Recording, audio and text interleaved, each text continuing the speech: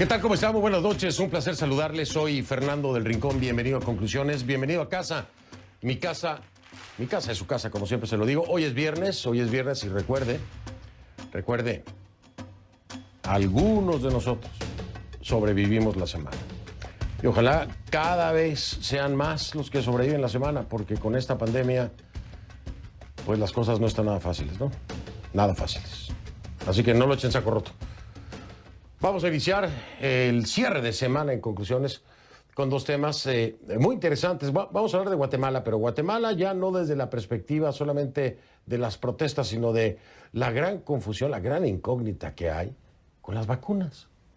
¿Dónde están las vacunas en Guatemala? Primero, ¿no? Es lo que se preguntan muchos guatemaltecos. ¿Dónde están? Y segundo, ¿va a ser vacunación en serio o vacunación light? ¿A qué me refiero?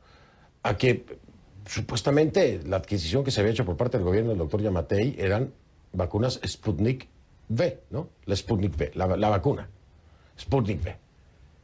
Y entonces hoy una nueva versión de que serían Sputnik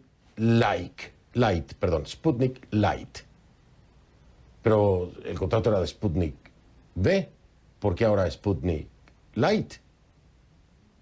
De pronto entonces salen a desmentirlo por parte del gobierno, dicen que no, que es la Sputnik V, que no es la Sputnik Light. El caso es que nadie sabe, primero, dónde están, porque ya debían haber llegado, aunque ya nos dijeron por parte de la fuente, bueno, pues que hay un retraso efectivamente por parte del proveedor, pero bueno, no están las vacunas y finalmente no ha quedado claro si van a ser las Sputnik V o las Sputnik Light. El caso es que hay un gran misterio en el manejo del suministro de vacunas por parte de la administración del presidente Yamatei. Y hay varias voces diciendo muchas cosas. Vamos a tratar de traer luz a eso, porque los guatemaltecos no solamente están confundidos, sino también preocupados. Brevemente. Y México, vamos a hablar de México. México, yo le digo, mire, sí, ¿por qué el aplauso y a quién se lo doy? Al presidente magistrado de la Suprema Corte de Justicia de la Nación. Sí, el magistrado Saldívar. ¿Se acuerda esto de la extensión de mandato, que era inconstitucional, que se iba a votar en el legislativo, que Andrés Manuel López Obrador aseguraba que si no se quedaba Saldívar, entonces no se iban a poder lograr los cambios de la 4T, etcétera, etcétera? Y todo el mundo iba en contra, e incluso desde dentro de Morena, voces muy, muy fuertes como la de Porfirio Muñoz Ledo decían es inconstitucional, no lo vamos a votar a favor, no vamos a estar a favor de la extensión de mandato. Finalmente aparece hoy, digno, responsable y constitucional, el presidente magistrado Saldívar y dice, no acepto esta extensión de mandato y yo me voy cuando termina mi mandato. Así que López Obrador se quedó con las ganas, pero la Constitución mexicana se respetó. Son los dos temas de esta noche, iniciamos.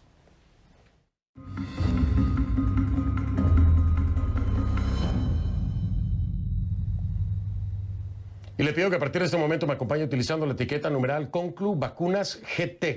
El hashtag es ConcluVacunasGT de Guatemala, que es mi primer tema, ConcluVacunasGT de Guatemala. Sus comentarios, por favor, a mi cuenta en Twitter, @soyfdelrincón, @soyfdelrincón es la cuenta en Twitter, ConcluVacunasGT. Esa es la etiqueta. A ver, la gestión de la pandemia que ha hecho el gobierno del doctor Yamatei, de Alejandro Yamatei, pues está siendo muy cuestionada. Estos días muchos guatemaltecos, como yo le decía, se hacen la misma pregunta. ¿Dónde están? ¿Dónde están las vacunas? En Guatemala, un país con más de 17.400.000 habitantes, se han confirmado más de 385.500 casos y al menos 10.644 fallecidos, según datos del Ministerio de Salud, es decir, datos oficiales. Sin embargo, el propio gobierno reporta que solo se han administrado 2.557.374 dosis de la vacuna contra el coronavirus. Y atención, de esos 2 millones, solo 361.464 personas han recibido la pauta completa. Imagínese usted del universo, ¿no? De los 2 millones. El 27 de julio el gobierno informó que había suscrito un contrato con el Fondo Ruso de Inversión Directa para adquirir 8 millones de la vacuna Sputnik V este año, ¿no? Según la ministra de Salud, la doctora Amelia Flores, ese contrato aseguraba un calendario de entregas mensuales. Pero como ya le decía al inicio del programa, las entregas se han retrasado. A tal punto que este miércoles el Fondo Ruso de Inversiones Directas reconoció a la agencia France Press los retrasos en las entregas a varios países de Latinoamérica y en el caso de Guatemala señaló que el contrato se había ajustado a un nuevo cronograma de entregas y que la mitad de las vacunas que recibiría el país serían las inyecciones de una denominada dosis Sputnik Light. Es lo que yo le decía. Nos enteramos ahora de esa versión de la Sputnik Light. Esas declaraciones, por supuesto, no hicieron más que aumentar la polémica, porque el gobierno salió a desmentir que el país fuera a recibir la vacuna Sputnik Light, una vacuna que, según Rusia, tendría una efectividad de alrededor del 79,4%, a diferencia del 97,6%, que esa sería la eficacia de la vacuna regular, del Sputnik V. Ya ve usted lo importante y la gran diferencia. Además, los que ya tienen una dosis del Sputnik V y luego les van a poner una Light. Bueno, en fin, que Patricia Letona, que es la secretaria de Comunicación Social de la Presidencia de Guatemala, le dijo a CNN que esa información es absolutamente falsa. ¿Ok? Eso es del lado guatemalteco, porque ya le dije yo del lado ruso qué fue lo que dijeron. En el comunicado que envió a los medios, Letona dijo lo siguiente: la compra de la vacuna Sputnik Light es una posibilidad que queda abierta para el futuro. La prioridad en este momento es que se cumpla antes de fin de año con el acuerdo de entrega de las vacunas ya canceladas. El contrato renegociado que está vigente contempla la compra de Sputnik V con sus dos componentes para primera y segunda dosis. Bueno, entonces por fin, ¿es la B o es la Light? Bueno, Sputnik y el Fondo Ruso, por lo pronto, no han emitido comunicado alguno. No han dicho nada al respecto. No han desmentido ni confirmado. Aunque ya ve usted que, de acuerdo a la información, se supone que se entregarían en este nuevo calendario Sputnik Light. Aunque el gobierno dice que no y que ya se pagaron y que hay que entregarles Sputnik V. CNN se contactó con el fondo para pedirle que confirme esa renegociación con Guatemala y si de hecho implica el envío de la vacuna Sputnik Light.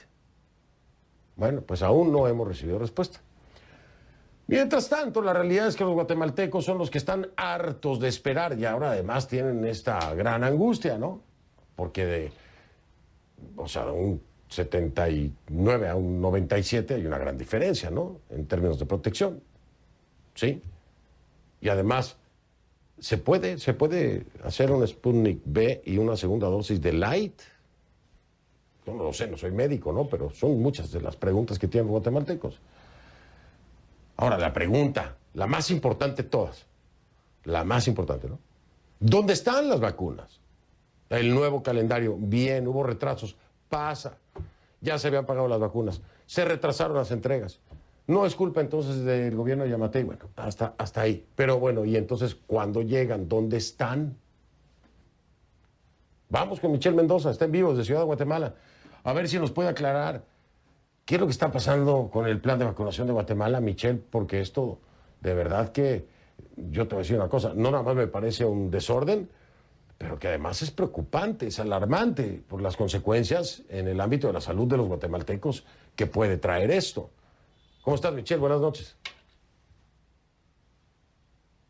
Hola, buenas noches, Fernando. Pues bien, esa es una de las preguntas más importantes que ha marcado estas manifestaciones, que tiene que ver en dónde están esas vacunas. Y también la otra gran pregunta es por qué se decidió que única y exclusivamente se hablara de Sputnik.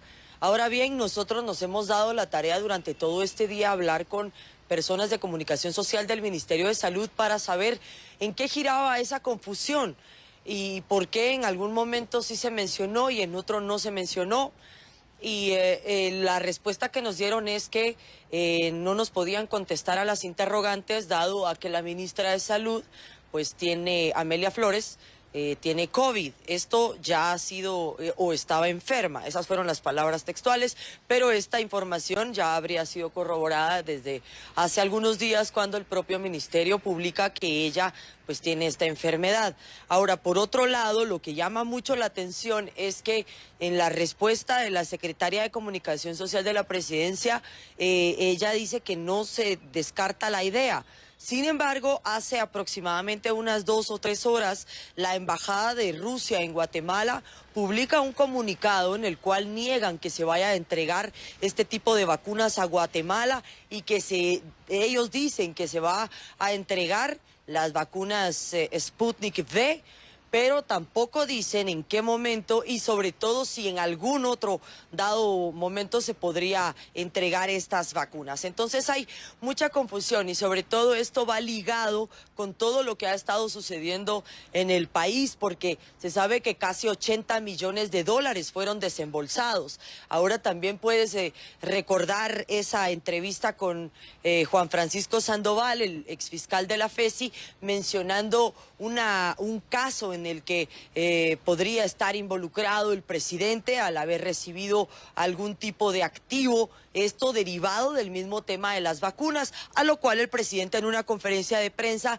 dijo que él abría todas las puertas para que el Ministerio Público hiciera todas las investigaciones respecto de las declaraciones de Sandoval. Entonces, lo que estamos observando ahorita es parte de lo que hemos vivido ya desde hace varios meses, ¿no? Lo he escuchado de mis fuentes respecto del trabajo de los doctores que realizan en las instituciones públicas, que están muy alarmados, que están muy asustados, están muy cansados física y psicológicamente por la carga y atención tan grande que se está dando en este momento, porque según los datos oficiales del Ministerio de Salud, Fernando, ya estamos en días que vamos de los 4.300 contagiados. Hoy fueron 3.999 contagiados. Entonces, eso ya te dice de algo bastante importante. Ahora bien, la gran duda que existía en el aire es que muchos expertos aducen que podríamos tener ya la cepa Delta en este país. Sin embargo, la ministra de Salud, aunque no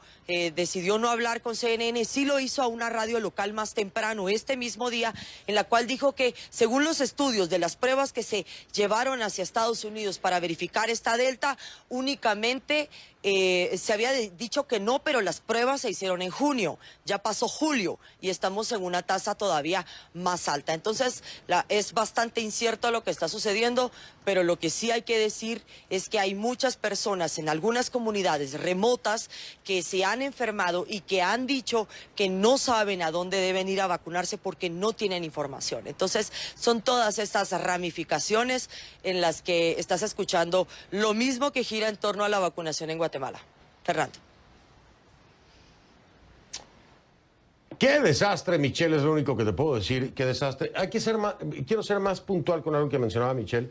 La entrevista que le hice yo precisamente a Juan Francisco Sandoval de la FESI, de la Fiscalía Especial contra la Impunidad, ex de la Fiscalía Especial contra la Impunidad, hablaba, como decía Michelle, de una investigación en la que podría estar presuntamente vinculado el presidente Alejandro Yamatei. Esta investigación hablaba de rusos. Eso fue lo que nos faltó especificar. ¿Por qué nos llama tanto la atención? Porque hablaba de rusos. Una reunión con rusos, ¿verdad? El presidente Yamatei después en una conferencia de prensa habló también de este caso, específicamente de los rusos, y dijo que no, que estaba dispuesto, que era mentira, que era información falsa y que todo lo que quisiera el Ministerio Público. Y ahora viene este desaguisado con los rusos y la Sputnik V, la Sputnik Light y la Sputnik no aparece. Ahí está, ese es el contexto, para que entienda por qué no, con cuántas cositas ligadas. ¿Coincidencias? ¿Quién sabe? Michelle Mendoza, gracias, te mando abrazo, buen fin de semana. Gracias a ti también. Aquí seguimos pendientes. Gracias. Cuídate. Michelle Mendoza en vivo de Ciudad Guatemala. Mi primer invitado de esta noche es el doctor Edwin Asturias. Él fue director de la Comisión Presidencial de Atención a la Emergencia COVID-19, COPRECOVID, y quien envió una carta abierta, muy dura, por cierto, muy dura, al presidente Alejandro Yamatei, en la que lo acusa de haber perdido el afán por mitigar la pandemia. Imagínese usted, tremenda acusación, ¿no? En el documento, el doctor Asturias también dice que se sospecha que Giammattei desea una presidencia soberbia, más parecida a un reinado sin restricciones. Giammattei se mostró sorprendido con la carta que publicó el doctor Asturias y publicó la carta de renuncia que presentó Asturias, obviamente, en la que expresó que consideraba que la comisión a la que pertenecía había cumplido con la mayoría de su cometido, al tiempo que elogiaba el compromiso del equipo de gobierno para atender la grave emergencia de salud de la pandemia y tildó como acertada la decisión de poner a Amelia Flores al frente del Ministerio de Salud. Entonces, ¿cuál de las dos? Le voy a preguntar para no confundirnos. Vamos directamente con el protagonista.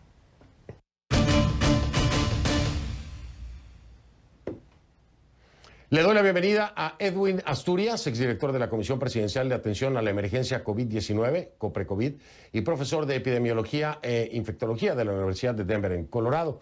Doctor, ¿cómo está? Buenas noches. Buenas noches, Fernando. Un gusto estar con usted hoy. Al contrario, el gusto es nuestro. Le pregunto de entrada, ¿cuál de las dos versiones nos quedamos? ¿Cuál de las dos versiones sostiene? ¿La de su carta de renuncia o la que no favorece para nada al presidente Giammattei? A ver, las dos versiones tienen un momento y un contexto, Fernando. Cuando yo pongo mi renuncia, para mí era claro de que el equipo del Ministerio de Salud, un equipo fuerte, que estaba muy comprometido a seguir manejando la epidemia. Yo en mi trabajo durante los 7 meses había sido muy claro y yo esperaba que el presidente había aprendido de lo que habíamos trabajado en conjunto para poder disminuir esa primera ola, y las bases habían estado sentadas para poder continuar conteniendo la segunda ola que se avecinó a finales de año. Pero claramente lo que hemos visto desde enero para acá es una reticencia de parte del presidente de emitir las restricciones que deben estar en firme para poder contener este contagio tan intenso que estamos viendo en Guatemala. Y yo sé que a pesar de que la ministra de Salud y su equipo han estado rogando que estas medidas sean puestas en marcha, ha habido una reticencia de nuevo a que esas medidas se pongan en marcha y que la vacunación avance de la manera que debe avanzar para contener la epidemia. O sea que estaríamos hablando, para estar más claros, doctor, de dos tiempos en el gobierno de Giammattei, y me refiero a dos tiempos COVID, por decirlo así. Un tiempo en el que tenía las cosas claras y quería hacer todo lo que fuera necesario para contener, para mitigar la pandemia, la infección, el contagio, etcétera. Y después un segundo tiempo en el que parece que ya no le interesa igual. ¿Sería la forma de entenderlo, como me lo explica? Claro, y podemos verlo, digamos, desde las declaraciones dadas por el presidente en la Semana Santa, cuando esta tercera ola que ha sido tan devastadora para los guatemaltecos comenzaba a emerger, y en la que se invita a los guatemaltecos a ir de vacaciones en un momento estratégico donde debíamos contener ese contagio importante. Para mí está muy claro que para mí no hay ninguna duplicidad en las cartas, hay una claridad de mi lado. Mi lealtad siempre ha sido con el pueblo de Guatemala y con tratar de, digamos, ayudarlos en todo lo que se refería a la contención de esta pandemia. Y yo creo que al presidente no le debe sorprender. Yo vengo de una familia que se maneja dentro de lo justo, somos gente honesta y que siempre se ha dedicado a trabajar fuerte por la salud de los guatemaltecos, y a él no le debiera sorprender en lo absoluto que yo llamo la atención en algo que considero que está equivocado y que sigue provocando mucha muerte y enfermedad en los guatemaltecos. Porque, ¿cómo podemos entender? Digo, primero, qué mala onda, como decimos en mi país, qué mala onda que ande publicando el presidente de un país la carta de renuncia de un subordinado. Digo, de entrada me parece patético. Pero bueno, me imagino que usted se sorprendió cuando se publicó la carta de renuncia, por un lado. Pero por el otro lado, ¿cuál sería el motivo? Porque no me queda claro cómo entender que a un presidente, pues primero que le deje de interesar, ¿no?, atender a su población en contra de una pandemia. Pero ¿cómo entender que al principio parecía caminar por donde tenía que hacerlo y después no? ¿Dónde está el parteaguas? ¿Dónde cree usted que se rompe precisamente el enfoque del presidente de un país en torno a la pandemia? ¿Por qué cree que haya cambiado Giammattei de postura o de foco de atención.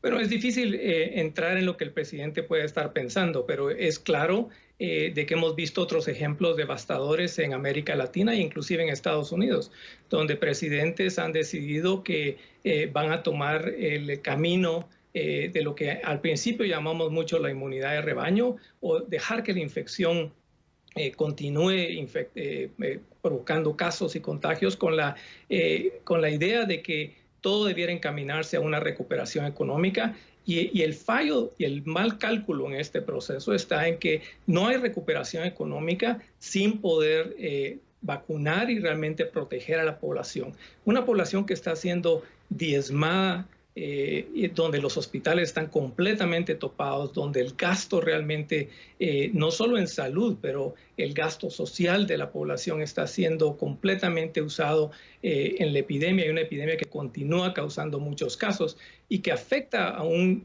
sector muy importante como es el turismo en Guatemala. Uno no puede estar hablando de recuperación económica si no controla esta epidemia. Y eso creo que lo hemos visto claro en la mayoría de países. Y por eso es que los países responsables siguen haciendo los confinamientos cuando es necesario, porque saben que contener el ritmo de infecciones es vital para que pueda sostenerse no solo la parte social de una nación, sino la parte económica también. Por supuesto, por supuesto. Este es un tema que tiene muchos frentes y que hay que entenderlo. Uno está ligado con el otro. No se puede ver la perspectiva económica independiente del tema salud frente a una pandemia. Es imposible, es absurdo, es tonto, ¿no? Voy a hacer una pausa, doctor Asturias. Regreso en un momento para que me aclare. ¿Por qué cree usted que Yamatei desea una presidencia soberbia? O lo más parecido, en sus palabras, ¿no?, a un reinado sin restricciones. ¿A qué se refiere con eso? ¿Y cuál fue su experiencia para decir algo que, pues oiga, es una acusación muy, muy seria? Porque presidencia soberbia y reinado sin restricciones suena como a gobierno totalitario. Y hay una muy pequeña diferencia. ¿Qué fue lo que lo hizo pensar esto? ¿Cuál fue la acción o las que lo hicieron percibir así a Yamatei? Hago una pausa y regreso para escuchar al doctor Asturias. Continúo conversando con Edwin Asturias, exdirector de la Comisión Presidencial de Atención a la Emergencia COVID-19, COPRECOVID. Además es profesor de Epidemiología e Infectología de la Universidad de Denver, en Colorado. Oiga, doctor, le preguntaba yo, en sus propias palabras, ¿no?, que pareciera que lo de Yamatei trata de ser una presidencia soberbia o un reinado sin restricciones. ¿Por qué? ¿Qué fue lo que vio? ¿Qué fue lo que pasó que lo hizo hacer esta declaración que está muy cerquita de lo que pudiera ser un gobierno totalitario? Bueno, es preocupante cuando un líder de una nación no cultiva y practica los valores democráticos que uno debe tener. Los valores democráticos que todos estamos acostumbrados y en los que todos creemos van por esa convivencia entre personas de diferente pensamiento, de diferente manera de ser. Debemos ser tolerantes y debemos construir una nación que poco a poco debe irse entendiendo.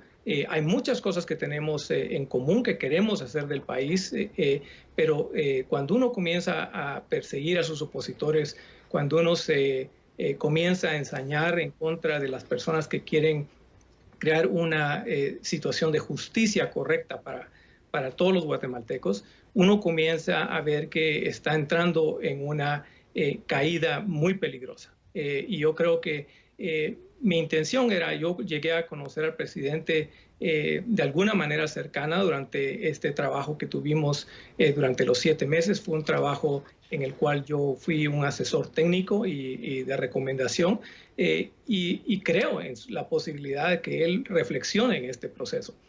Él debe saber que hay un riesgo muy importante de no reflexionar y no de cambiar el rumbo de que tiene en este momento. Va a sacrificar no solo la salud, sino la libertad de los guatemaltecos, y esto es algo muy peligroso para todos. Lo que me dices es sumamente preocupante cuando hablo de persecución de opositores, cuando habla usted de términos de justicia. Quiero preguntarle, no me quiero quedar con la duda, ¿es puntualmente una referencia a lo que ocurrió con Juan Francisco Sandoval? de lo que me habla en términos de justicia? ¿Está en contra de la decisión tomada por Consuelo Porras sobre quien fuera el jefe de la FESI?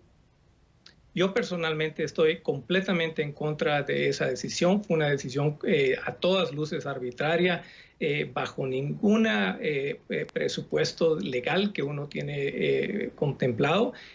Algunos de nosotros conocemos un poco la cosa pública y sabemos lo que es la legalidad dentro del sistema público. Y no solo es Juan Francisco Sandoval, o sea, creo que hay intimidaciones a todo nivel. Inclusive yo, después de publicar esta carta, que es una carta abierta, puede ser una carta dura, pero el presidente es presidente y por lo tanto tiene que saber de que cuando alguien lo critica, él debe ser un hombre tolerante y humilde para esa crítica, pero inmediatamente en cuestión de horas despachan a un grupo al Ministerio de Salud a tratar de indagar si existe algo que puedan usar en contra mía para desprestigiar y de alguna manera tratar de encontrar un caso que puede ser probablemente falsificado en mi contra. Así que es claro para mí de que hay de nuevo, esa caída libre en términos de la justicia y la libertad en Guatemala, que los guatemaltecos debemos unirnos y contener a toda costa. Doctor Edwin Asturias, mil gracias por haberme acompañado.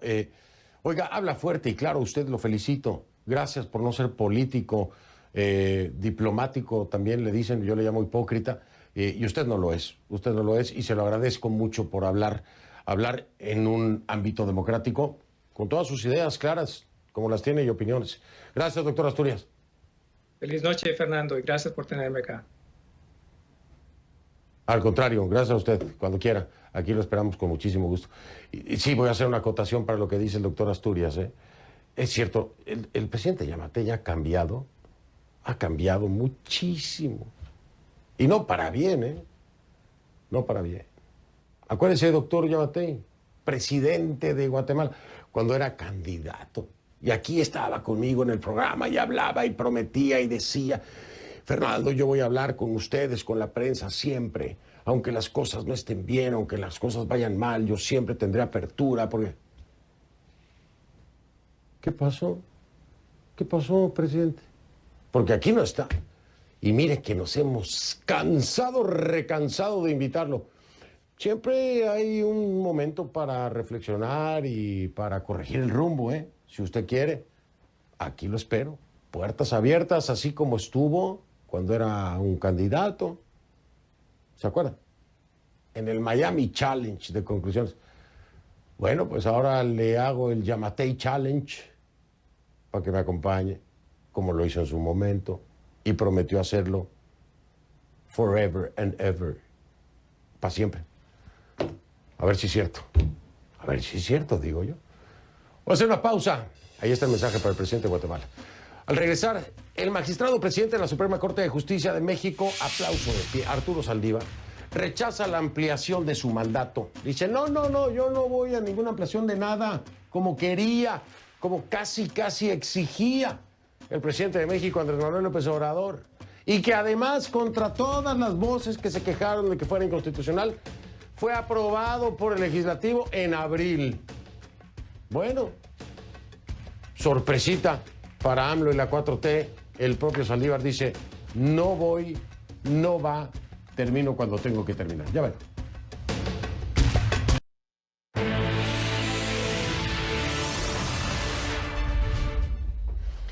El Consejo Supremo Electoral de Nicaragua ya ha suspendido la personería jurídica a tres partidos políticos. El tercero en sumarse a la lista ha sido el partido Ciudadanos por la Libertad. Ciudadanos por la Libertad es el tercero al que le suspenden la personería jurídica. Bueno, pues, ¿qué le puedo decir? Tras la decisión queda inhabilitado para participar en las elecciones generales de noviembre, por supuesto. Esta resolución señala que la presidenta del partido, Carmela María Rogers, realizó su trámite de solicitud de cédula de ciudadanía de forma irregular. El organismo también acusa al partido de quebrantar la ley, ¿sabe cuál? La misma de siempre y de todos los que están detenidos. Bueno, de casi todos. La ley 1055. Ciudadanos por la Libertad expresó en su página de Facebook que las acciones del régimen demuestran cuánto le temen a la vía electoral.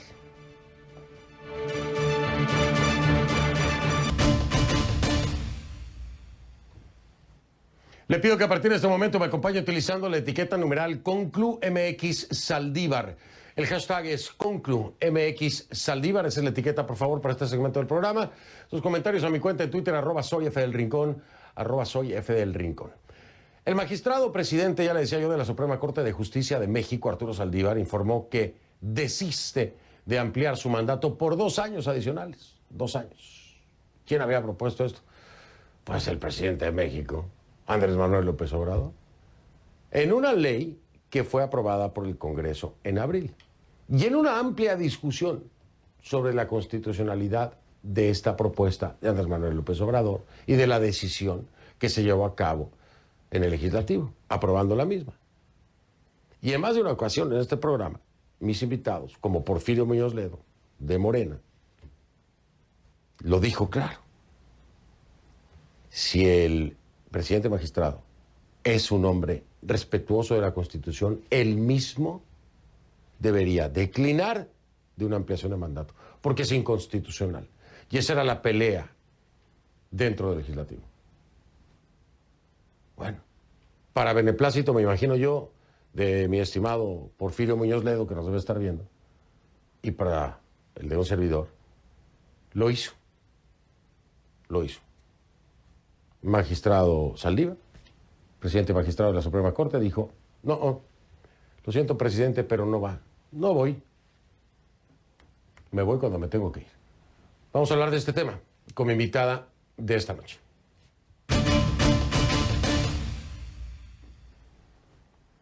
Así le doy la bienvenida a Pilar Ortega, diputada federal por el Partido Acción Nacional, presidenta de la Comisión de Justicia de la Cámara. ¿Cómo está, diputada? Bienvenida, gracias por acompañarme. Muchísimas gracias, Fernando. Un saludo para ti y para todo tu auditorio. Muchísimas gracias. Oiga, déjeme preguntarle, ¿se esperaba esto? Digo, porque pasó mucho tiempo, ¿no? Pasó mucho tiempo desde que se tomó la decisión en el Legislativo, desde que se votó a favor precisamente de la ampliación de mandato del presidente magistrado Saldívar, y no sabíamos si en algún momento lo iba a hacer, ¿no? O si siquiera lo iba a hacer. ¿Les sorprendió a ustedes esta decisión del presidente magistrado Saldívar?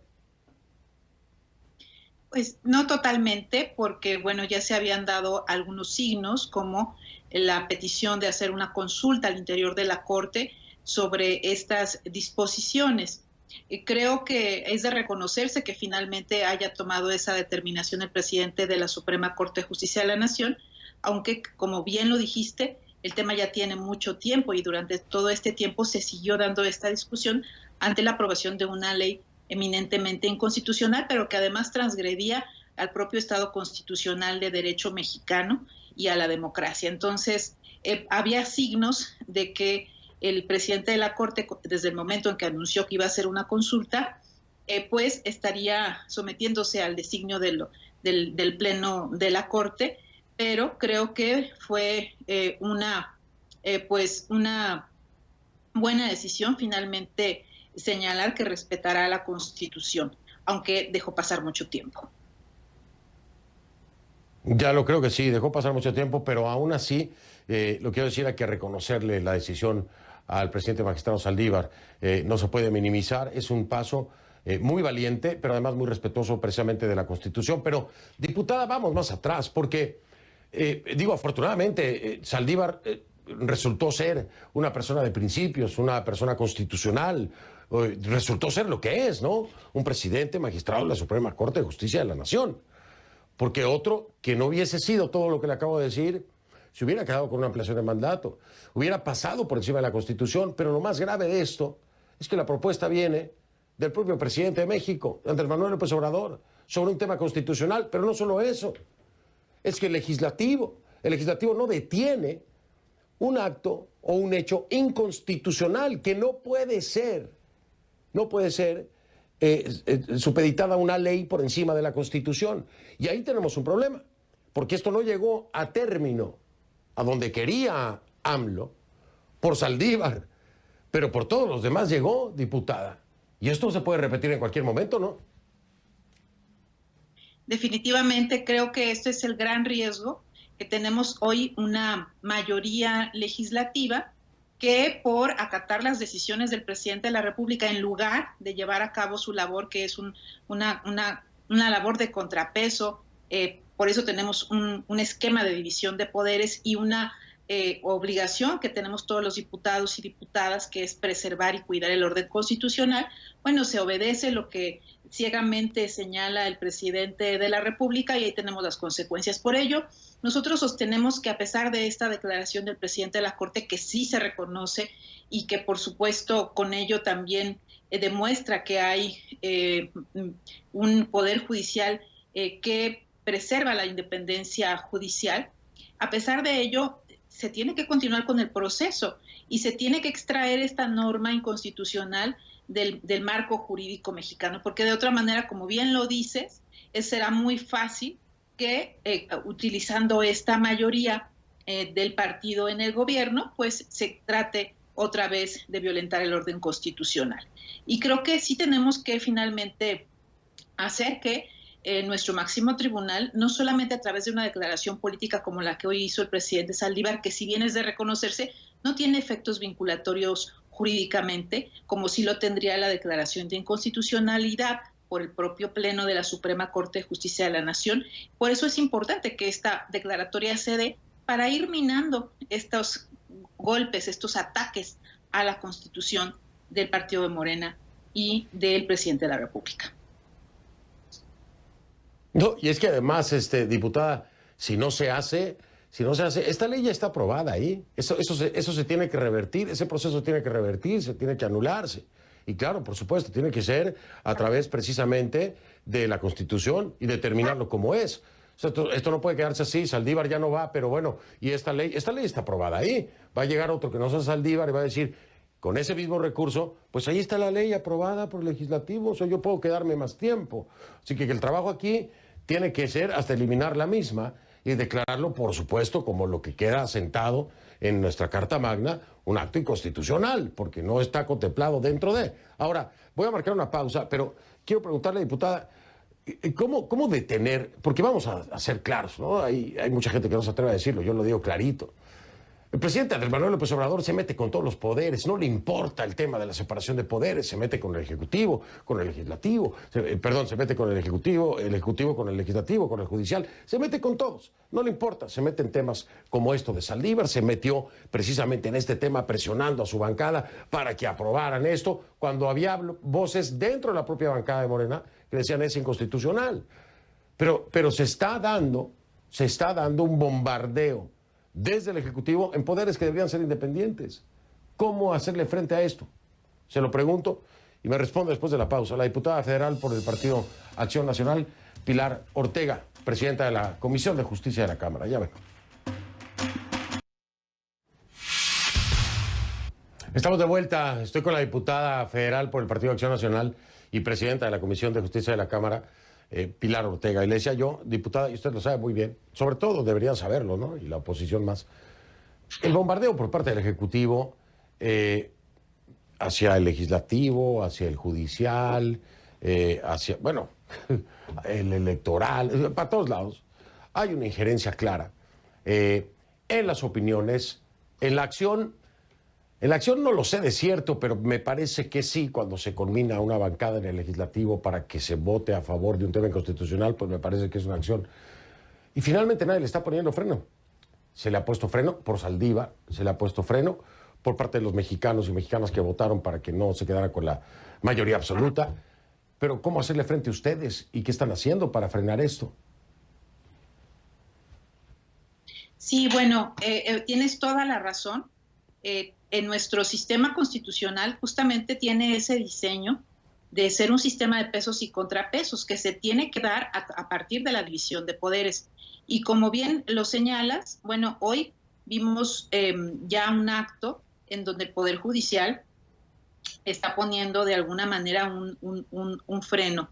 Pero, como bien también lo señalas, esto tiene que darse desde el Poder Legislativo, que es el que representa también al Poder reformador de la Constitución. Hoy pues tenemos una mayoría todavía abrumadora por parte de Morena y la seguirá teniendo en la siguiente legislatura, porque pese a que se equilibró un poco el número de legisladores con la alianza que pueda construir en las votaciones, puede tener o sigue teniendo la mayoría para reformar leyes, aunque la oposición tiene la posibilidad de frenar reformas constitucionales. Entonces, bueno, creo que aquí lo que necesitamos es que la oposición se siga manteniendo y que mejore su interlocución entre la propia oposición para poder frenar cualquiera de estos actos de carácter autoritario que lo único que hacen es minar la democracia en nuestro país. Pero también se requiere que haya mayor conciencia por parte de los legisladores de la mayoría, que entiendan que están ahí por un mandato ciudadano, que quien finalmente es quien está detrás de ellos es la ciudadanía, no el presidente de la República, y que hay un voto que la ciudadanía les dio y una confianza para que defiendan a nuestro país. Entonces, bueno, pues hay un gran reto. Pues buena suerte con eso. Exactamente. Pues, lo veo difícil. Lo veo difícil con los morenistas, pero pues muy buena suerte. Ojalá que lo logren.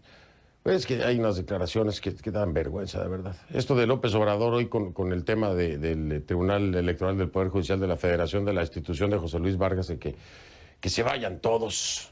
Hablando de los magistrados, una vergüenza. No debería ni de opinar. Bueno, diputada, la tengo que dejar. Me voy y la dejo para que pase un excelente fin de semana. Muchas gracias. Muchas gracias, Fernando. Buenas noches. Vamos a hacer una pausa y regreso en un momento. Soy Fernando Rincón, gracias por haberme acompañado. Si no lo vio en conclusiones, no lo vio. Recuerde, es viernes y algunos de nosotros sobrevivimos la semana. No lo echen saco roto. Hasta luego, nos vemos el lunes.